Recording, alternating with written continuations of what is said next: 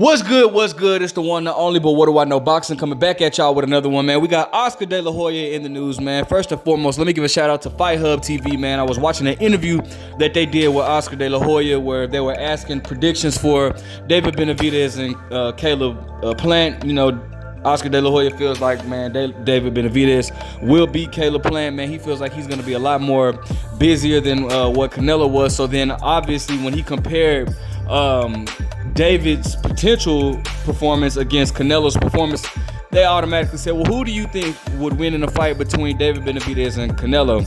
Now, Oscar De La Hoya, he then chose to, he chose to pick David Benavidez. He said David Benavidez will win in a good fight, all right? Now, before I even get on, elaborate on what he said, let me just say, you got to take everything that De La Hoya says with a grain of Coke, all right? Especially when it's about like a Canelo. De La Hoya is a bitter guy. I'm gonna be honest with you, man. This is no shade to De La Hoya because I respect De La Hoya as a boxer. The dude is a 6-division world champion. The dude done won titles from super featherweight and moved all the way up to middleweight to win a title. So I'm not finna take any credentials. I can't take anything that this man has done in the ring. This man is a Hall of Famer. He has fought all fighters, bro. I respect the man in the ring, all right? As a boxer, I respect him. Now, as a person, I'm gonna be 100. De La Hoya is a freaking weirdo, all right? I'm not even gonna sit here and lie to you like this man is not a freaking weirdo. Oscar De La Cokehead is a weirdo. As a person, look, if I saw the man, yes, I would take a picture with him. I would want to get a picture with him just because of the high standards that he has in the sport that I love, right? And what he has done for the sport that I love. But would I go hang out with this dude? Absolutely not, bro. If I was a fighter signing the Golden Boy promotion, it's absolutely 100% fact that has to be in every contract that I will do no meetings at your house, Mr. De La Hoya. No, as a matter of fact, I'm kind of skeptical of doing a meeting with you at Golden Boy Promotion headquarters because I'm not too sure what you got going on in your office. So as a person, yes, I think Oscar De La Weirdo is a weirdo. All right, I'm not even gonna lie to you, but I'm not gonna take away from this man's boxing knowledge and what he's done in the ring. So he goes on to say that he feels that David Benavidez would beat Canelo Alvarez in a good fight. He says David Benavidez would beat Canelo because of his reach, his size, and he feels that anyone that throws a jab against Canelo can create problems. Now, I do want to elaborate on that. I've always stated, I've stated for the longest that I do feel like in order to beat Canelo, straight punches give Canelo problems, right? Straight punches. So fighters that are good with 1-2s or just 1s and 1-2s, they're gonna give Canelo issues.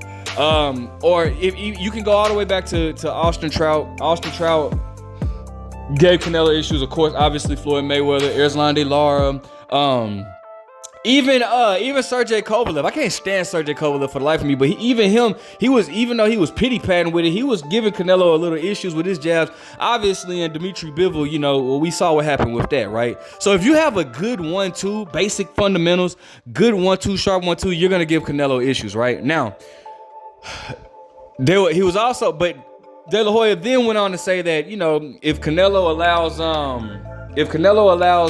David Benavidez, if David Benavidez allows Canelo on the inside, that, Canelo could then create problems. Now, the thing about that is, I do feel like David Benavidez is not one to really bend his knees a lot.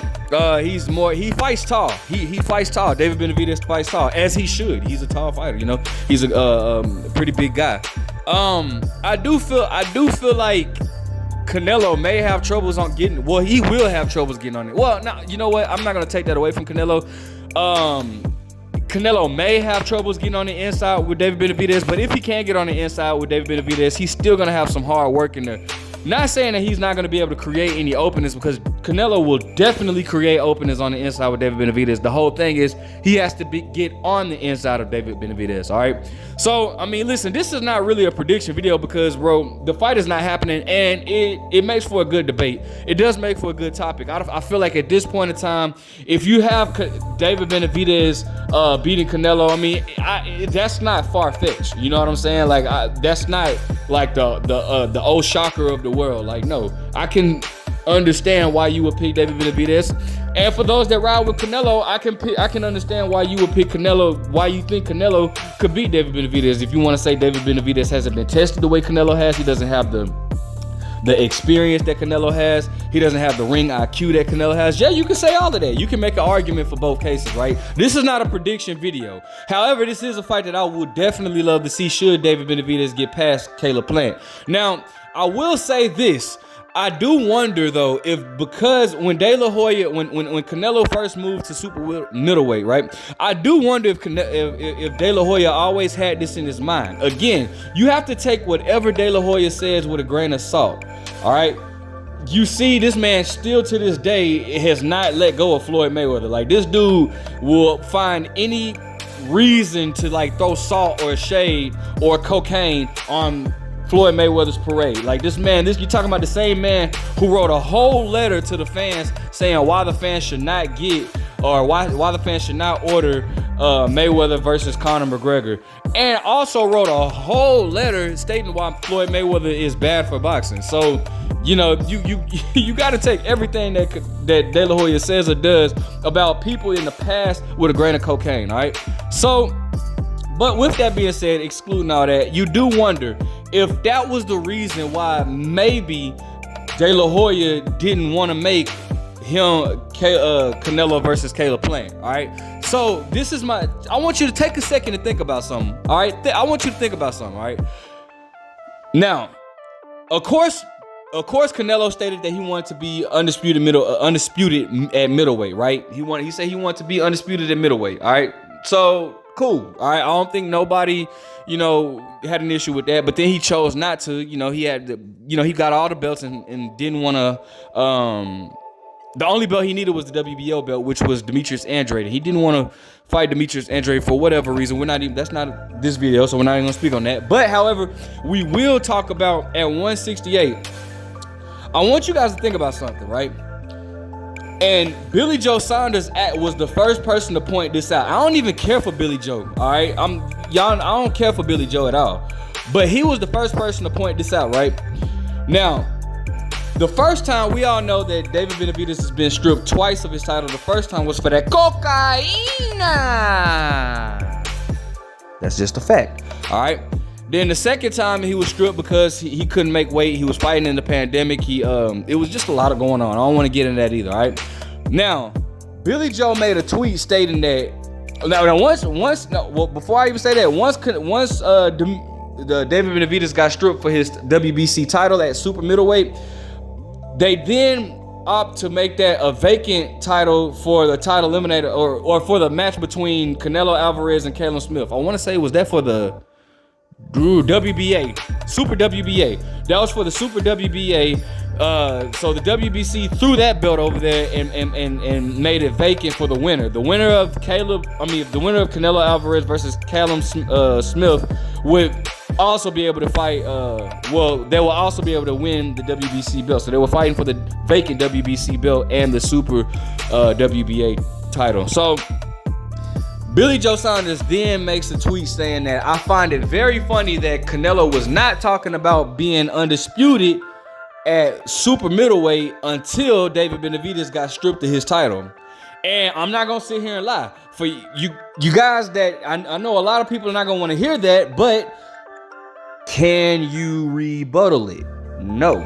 You can't, because it is a fact that Canelo was not mentioning being an undisputed super middleweight champion until David Benavidez was stripped from his WBC title.